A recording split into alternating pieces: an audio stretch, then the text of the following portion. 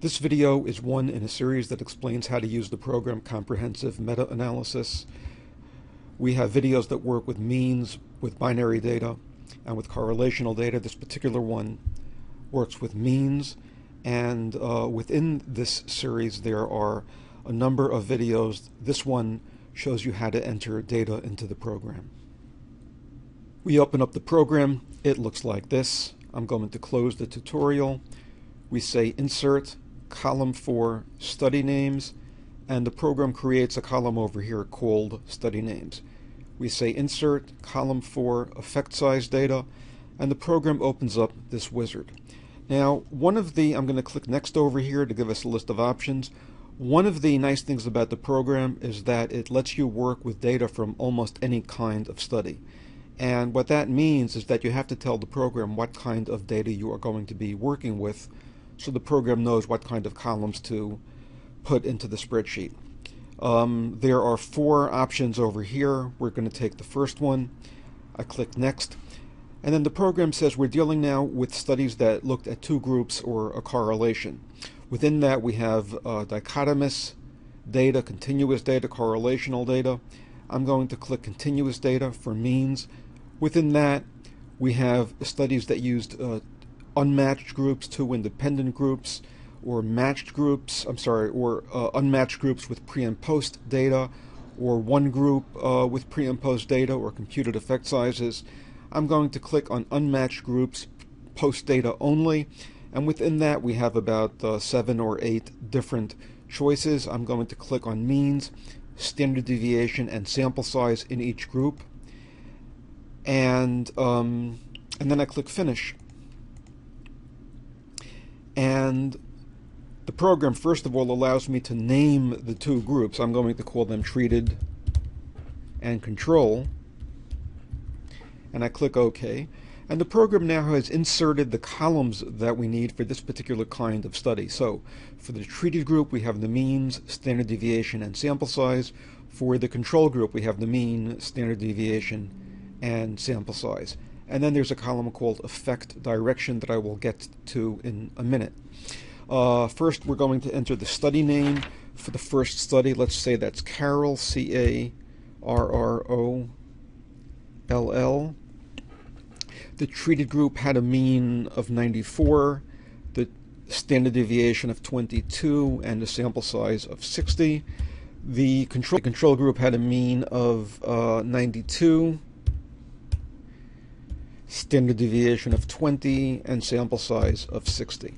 And then finally we have the effect direction. I'm going to click Auto for the moment. That simply means that we're going to take the first value minus the second one. And the program shows us over here the effect size that we can compute for this. There are 3 effect sizes that are displayed initially. There's the raw difference in means, which is 2 points, 94 minus 92. There's what's called Cohen's d. That is the raw difference in means divided by the within group standard deviation, and that's 0.095. And then we have Hedges G, which is the bias corrected standardized mean difference, and that's also 0.095. These are identical at least to 3 decimal places. And then for each of these the program also shows us the standard error of the effect size and the variance of the effect size. Similarly, we can enter data for the next study. That would be Grant, where the mean in the treated group was 98, the standard deviation in the treated group was 21, the sample size was 65, and then for the control group the mean was 92, the standard deviation is 22, and the sample size is 65, and again I'm going to choose Auto. And again, for each of these the program shows us the effect size and the variance. One of the things that we can do over here is you might want to know how the effect size and its variance was computed. You can simply double click on any of these numbers over here. So for example, if I click on this number, which is 0.095130, the program opens up this wizard, which shows first of all the formula that it used to compute that. For example, over here it starts by computing the raw mean difference, which is mean 1 minus mean 2, And over here we actually see the numbers that it used to do that. 94 minus 92 equals 2. Then it computed the pool within group standard deviation using this formula. And over here we see those numbers are actually plugged in and how it ended up with this value for the pooled within group standard deviation. And so on down to the bottom where we end up with a Cohen's d value of 0.095, which is the number that matches this, and the standard error of that value, which is 0.183, which is the number that matches this. So all of that is as transparent as possible. Similarly, we can click on Hedges G and see the formula for that. In this case, this involves first computing D and then multiplying it by a factor, which is given over here. And over here we have the formula for the simple standard difference in means. Something else that you could do if you wanted to is if you double click on any of these, the program will actually open up an alternative mechanism for entering the data. And this is helpful if you're working on this sort of one study at a time and you have the study laid out in front of you. You can put in over here the treated mean, standard deviation, and sample size, and then the same for the control group. And as you do that, down here it gives you the computed values. And up here again you have the formula for each of them. Rather than entering the data for each of the, I have 6 studies in my fictional meta-analysis over here, I'm simply going to go to a copy of Excel where I have input this data. We've already entered the data for the first 2 rows in this, so I'm simply going to copy the next 4 rows. You'll notice that the format over here, the sequence of columns, is the same as it is in my CMA spreadsheet. I've set that up to make this a little bit easier. I'm going to come back to CMA. I'm going to click over here and then simply paste in the data for the remaining studies. These studies initially don't show any outcome because it's missing this column called the effect direction. So I'm simply going to type auto for each of those. And now all of my studies are here. I can then go ahead and save the file if I want to. I'm going to call it means data entry. And at this point we're done with the data entry. There's if you wanted to go ahead at this point and run the analysis, it's as simple as clicking on a button. We have over here a forest plot, and in a separate video I'm going to show you a lot of detail about how to run the analysis. But for the moment, let me show you a couple of more things about the data entry. First is this column over here called effect direction. What this means, if we choose, this allows you to put a sign on the difference, whether it's positive or negative. If we choose auto, the program is going to take the first mean minus the second one. And if that's positive, then you're going to have a positive sign on the effect size. If it's negative, you're going to have a negative sign on the effect size. There are some cases where, in most cases, that's all that you need to do. But there are some cases where you might want to force the sign to be positive or negative. An example would be, let's say that most of these studies looked at the score that somebody got on the test, and they're measuring the score, and the higher score is better. And it turns out that one of the studies measured the number of mistakes that people made. So in this case, a lower score is better. So what you want to do is you basically look at each study and you say, well, if the treated group did better, I'm going to assign a positive score. If the control group did better, I'm going to assign a negative score. In the studies where a high score is good, then if the treated group had the higher score, you would want a positive score over here. In the study where a high score is bad, if the control group had a higher score, you'd want a positive score over here. And you can go back and force that sign to be positive or negative simply by saying positive or negative. And what the program does is it simply takes the absolute value of whatever value is shown here and puts a plus sign in front of it or a negative sign in front of it. It doesn't matter whether you use positive to indicate that the treated group did better or that the control group did better. What is important is that you have to be consistent, so that if we're going to, for example, if we're going to look at this, all of the studies show up as being to the right-hand side of 0. If it is the case that the treated group always did better, then you want to have all of the studies lining up on the same side of 0. Again, it doesn't matter if they're all to the right of 0 or if they're all to the left of 0, but they should all be on the same side. Obviously, if there are some studies where the treated group did worse, you'd want to see those on the other side of 0. To be perfectly clear, when we're talking about a study doing better or worse, we're not talking about this being a statistically significant difference. A zero difference is the only case where they are the same, and in that case it doesn't matter whether you call it positive or negative. If there is any difference in either direction, even a trivial difference, that has to be classified as positive or negative. Something else that I want to show you is in this example over here, all of the studies looked at 2 independent groups, and they all reported the mean, standard deviation, and sample size for each group. What happens if you have a study that reported, let's say a study that also used 2 independent groups, but rather than reporting the mean, standard deviation, and sample size, it simply reported the number of cases and the p-value? Well, you say insert column 4 effect size data. We come down here, we're looking at let's say we're looking at a sample size and a p-value. We click finish, and the program has now inserted columns over here where we can enter that kind of data. Now, the problem is that this is now expanding so that it's hard to see everything. I'm going to right-click over here, and I'm going to say show only the current data entry format. So the program is going to take the earlier data entry format and simply hide it. It hasn't really gone any place. It's simply hidden the same way that you can hide columns in Excel. I now want to enter data for a new study, which we're going to call, let's call this one Shadish.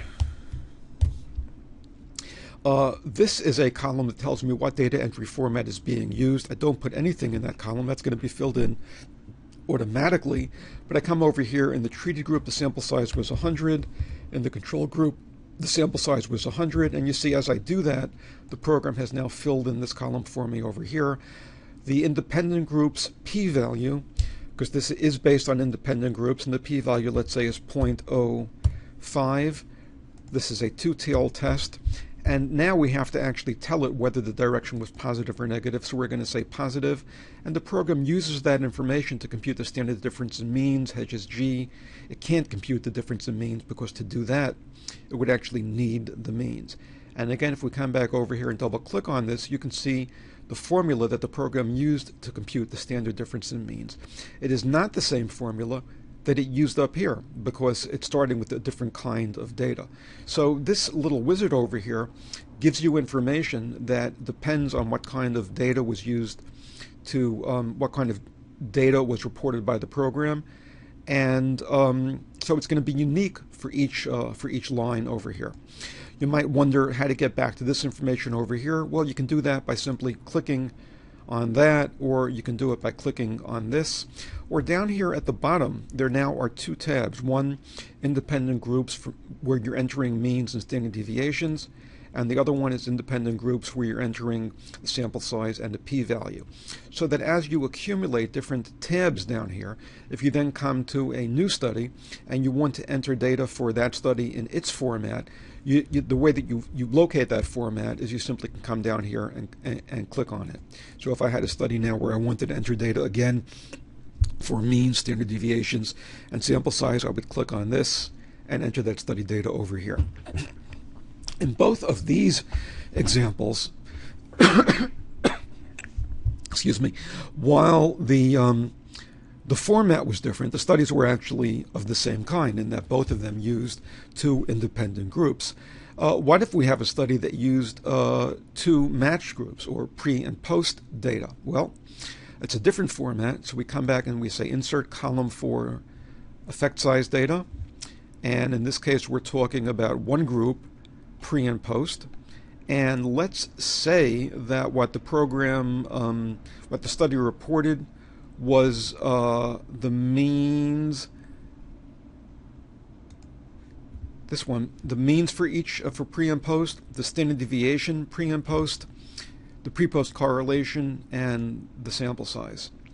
So we already know that the groups that the treated and control now correspond to pre and post. I'm sorry. The treated and control correspond to the two conditions when we're working with independent groups. Pre and post are the names we're going to use for the matched designs. If you weren't using pre and post, let's say that you were using siblings, we might call them the treated sibling and the control sibling. But we're simply going to leave that as pre and post. Let's call this a study Rothstein.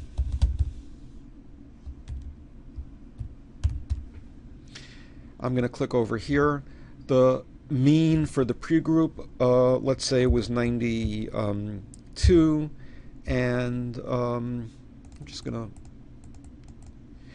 and for the post was, the mean was 94. The standard deviation pre, let's say, was 20, and the standard deviation post, let's say, was 22. The sample size, there's now going to be just one sample size. Let's say that's 100 cases. Direction will make auto. And what we need is the pre-post correlation, and let's say that was 0.5. And we click OK, and you can see the program has computed all of these values over here. The main difference, of course, between a pre-post study and a study that used two independent groups, the effect size is going to be the same as it had been in the study up here because the standard deviations and the means were the same. What is going to be different is the standard error. When you're computing the precision of a mean difference, if everything else being equal, the same number of observations, the same standard deviations, and so on, we're going to get better precision, and the impact of that of using a matched group or a pre-post design on the precision is going to depend on the pre-post correlation. That's the correlation between the pre-scores and the post scores. An issue that people sometimes have is that they don't know the pre-post correlation. Unfortunately, that actually is required in order to compute the variance when we're working with this format over here. And so you're going to have to make an educated guess about that. That information might come from a series of other studies that did report the pre-post correlation. What you might want to do, if you have studies maybe where the pre-post correlation range from, let's say, 0.3 to 0.7, you might want to pick some value toward the lower end of that range, let's say 0.3 or 0.4, which is going to give you a conservative estimate of the variance. I should point out that in this example, the pre-post correlation does not affect the effect size, and the reason for that is that the effect size is based on the difference in means divided by the standard deviation within groups, and in this case we actually input the standard deviation pre and post, and therefore we did not need to compute that. If we were computing that, then the pre-post correlation would have an impact on that, and I'm going to address that in a different video. In any event, down here you will see that we now have an additional tab, so we can scroll back and forth between them. And if we wanted to enter data for other studies that had other formats, we could simply go ahead and continue entering those. If we were going to go ahead now and run the analysis, you'd see that all of the studies are now included over here, and there's no distinction made between the mechanism that was used to enter the study data. The studies where we entered mean, standard deviations, and sample size are here. The one where we enter the p-value is here. The one that came from paired a pre-post study is here. The key point is that in each case we use the appropriate formula to compute the standard deviation, to compute the effect size and its variance. And it's these columns, these yellow columns over here, that get sent over to the analysis module. It doesn't matter what format was used to enter the data initially. What matters is that all of these values over here were computed using the correct formula in each case. There are a couple of other things that we can do over here. One of them is that if I right-click any place in the yellow area, I can customize this display. At the moment, the program is using the standardized difference in means as the default effect size. I can change that and say that I want to use Hedges G as the default effect size. We also see over here, these are the formulas these are the effect sizes that are available. So for example, if I wanted to use this information over here and translate that into a correlation, it might not be obvious, but you can actually do that.